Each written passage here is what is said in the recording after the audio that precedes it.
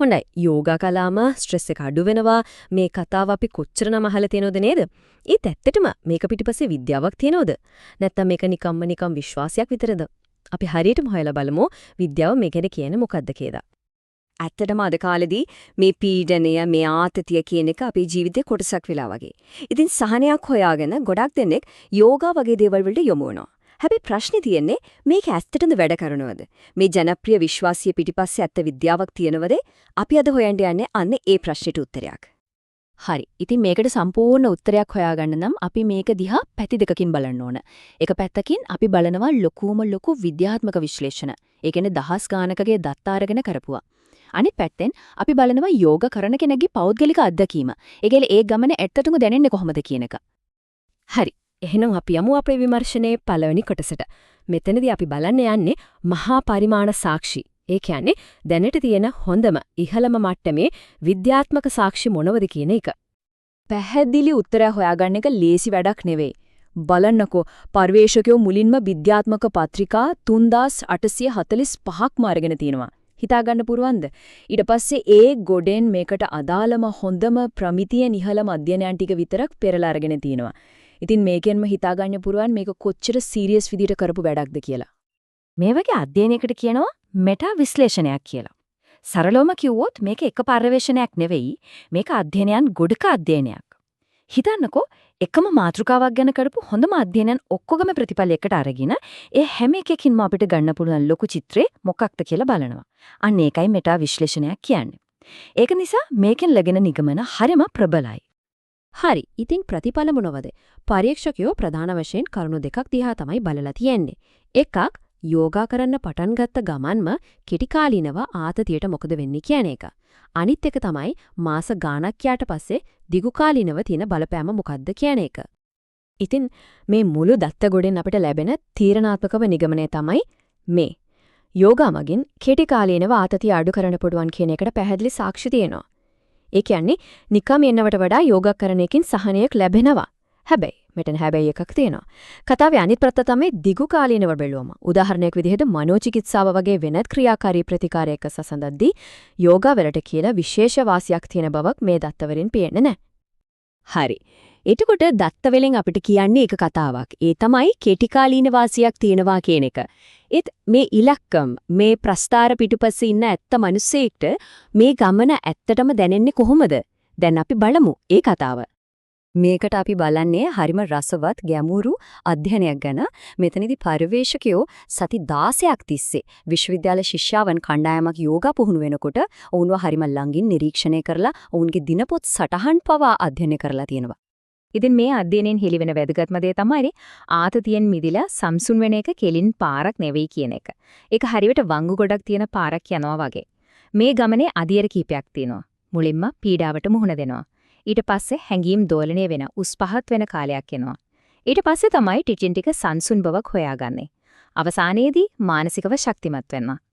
මේ ගමන පටන් ගන්නෙ මෙන්න මේ වගේ තැනකින්. බලන්න මේ අධ්‍යයනයට සහභාගී වෙච්ච කෙනෙක් තමන්ගේ දිනපොතේ ලියපු දෙයක් විභාග ලඟ වෙද්දී පීඩනයේ මගේ උරහිස් මත කඩා වැටෙනවා වගේ දැනෙනවා. බලාපොරොත්තු ඉටු නොවේවියයි මම නිතරම කනස්සලු වෙනවා. ඉතින් අධික කාංසාව පීඩනය, අනාගතය ගැන බය මේ වගේ හැඟීම් ගොඩක් එක්ක තමයි ඔවුන් මේ ගමන පටන් අරන් තියෙන්නේ. හැබැයි ඊළඟට වෙන දේ තමයි පුදුමම දේ. ගොඩක් වෙලාවට අපි හිතන්නේ යෝගා පටන් ගත්ත ගමන් හිතට සැනසීමක් දැනේ කියලා නේද? ඒත් අත්ත කතාව ඊට වඩා සංකීර්ණයි. මේ ශිෂ්‍යාවකගේ සටහන බලන්න. පළමු සැසි කිහිපය මට ඊටත් වඩා කනස්සල්ලක් ඇති කළා. මේ අධ්‍යයනයෙන් පැහැදිලි වෙනවා සමහර වෙලාවට මුලදී තමන්ගෙන වැඩිපුර දැනුවත් වෙද්දී යට වෙලා තිබුණු හැඟීම් මතු පිටට ඇවිල්ලා කාංසාව తాවකාලිකව වැඩි වෙන්නත් පුරුවන් කියලා. අන්නේ අමාරු අභියෝගාත්මක කාලෙන් පස්සේ තමයි නියම හැරවුම් ලක්ෂය එන්නේ. ඒ අය ඉගෙනගත්ත දේවල් සැබෑ ජීවිතේදී පාවිච්චි කරන්න පටන් ගන්නවා. බලන්න මේ කියන දේ. දැන් මට ආතතියක් දැනෙන විට මම මොහොතකට නතර වී මිනිත්තු කිහිපයක් ඇතුළත මගේ මනස සංසුන් වෙනවා. අන්න ඒක තමයි වෙනස. ඒක තමයි ඒ ගමනේ වැදගත්ම පියවර. ඉතින් මේ පෞද්ගලික අත්දැකීම් වලින් අපිට ලැබෙන තීරණාත්මකම පාදම තමයි මේ යෝගාවල ඇත්තම ඉලක්කය දුක, කේන්තිය, බය වගේ හැඟීම් මකලා දාන එක නෙවෙයි. එහෙම කරන්න බෑනේ. ඒ වෙනුවට ඒ හැඟීම් ආවම ඒවට යට නොවි, ඒවා නිරීක්ෂණය කරලා, ඒවා පිළිගෙන ඒවත් එක්ක ජීවත් වෙන්න ඉගෙන ගන්න එක. ඒ කියන්නේ හැඟීම් එක්ක තියෙන අපේ සම්බන්ධතාවය වෙනස් කරගන්න එක. හරි, අපි දැක්ක යෝගාවලින් වෙන දේ. ඒ වගේම ඒක දැනෙන විදිය. ඒත් ඇයි එහෙම වෙන්නේ? කොහොමද යෝගාවලින් මේ වෙනස කරන්නේ?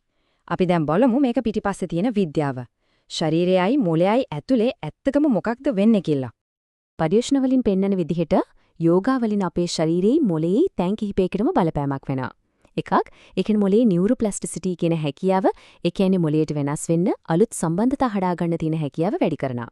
ඒ වගේම අපේ ස්නායු පද්ධතිය සංසුන් කරනවා, බය පාලනය කරන මොළයේ තියෙන ඇමිග්ඩලා කියන මධ්‍යස්ථානයේ ක්‍රියාකාරීත්වය අඩු කරනවා. මේ ඔක්කොම එක්ක අපේ චිත්ත වේග පාලනය කිරීමේ හැකියාවයි මානසිකව ඔරොත්තු දීමේ හැකියාවයි ශක්තිමත් වෙනවා. මේක තව ටිකක් සරලව කිව්වොත් මෙහෙමයි. අපේ ස්නායු පද්ධතිය හරියට ස්විච් එකක් වගේ. ඒකේ පැති දෙකක් තියෙනවා. එකක් තමයි fight or flight. එහෙම නැත්නම් සටන් හෝ පලා යාම කියන පද්ධතිය. ආතතියක් ආව ගමන් මේක on වෙනවා. හදවත ගැහෙන වේගය වැඩි වෙනවා, ශරීරය සීරුවෙන් තියෙනවා. අනිත් පැත්ත තමයි rest and digest. එහෙම නැත්නම් විවේකීය සහ දිරවීම පද්ධතිය. යෝගා සහ හුස්ම ගැනීමේ ව්‍යායාම වලින් වෙන්නේ අර කලබලකාරී ස්විච් එක off කරලා මේ සංසුන් ස්විච් එක on කරන එක. එතකොට ශරීරය සංසුන් වෙලා යථා තත්වයට පත් වෙනවා. හොඳයි. එහෙනම් අපි මේ කතා කරපු දේවල් ඔක්කොම එකට එකතු කරලා බලමු. මේ ලොකු දත්ත වලින් සහ පෞද්ගලික අත්දැකීම් වලින් අපිට අවසානයේදී ගෙදර අරන් යන්න පුරුවන් පණිවිඩය මොකක්ද? ඉතින් අපි මේ හැම දෙයකින්ම ඉගෙන ගන්න ප්‍රධානම කරුණු ටික තමයි මේ. පළවෙනි එක යෝගාවලින් ආතතියට කෙටිකාලීන සහනයක් ලැබෙන බවට ප්‍රබල විද්‍යාත්මක සාක්ෂි තියෙනවා. දෙවෙනි එක මේක මැජික් එකක් නෙවෙයි, මේක ගමනක්. ඒ ගමනේදී හැංගීම් උස් පහත් වෙන එක සාමාන්‍ය දෙයක්. තුන්වෙනියට යෝගාවලින් ඇත්තටම වෙන්නේ මොළයයි ශරීරයයි දෙකම ආතතියට ප්‍රතිචාර දක්වන විදිය නැවත පුහුණු කරන එක. ඒත් මේ හැම දෙයකම වැදගත්ම අවසාන ප්‍රතිඵලය තමයි ජීවිතේ එන පීඩනයන්ට වඩා හොඳින් මුහුණ දෙන්න අවශ්‍ය මානසික ශක්තිය.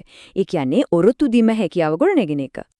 අවසාන වශයෙන් අපි මේ ප්‍රශ්නයත් එක්ක මේ කතාව නවත්තමු. අපි ආතතිය දිහා බලන්නේ නැති කරලා දාන්න ඕන සතුරෙක් විදිහට. ඒත් ආතතිය කියන්නේ අපේ ශරීරයේ මනසයි අපිට මොකක් හරි වඩගත් දෙයක් කියන්න දරන උත්සාහයක්, සංඥාවක් නම් සමහර වෙලාවට යෝගා කියන්නේ අනේ සංඥාවට, ඒ කටහඬට වඩාත් හොඳින් සවන් දෙන්න අපිට උගන්වන මෙවලමක් වෙන්න බැරිද?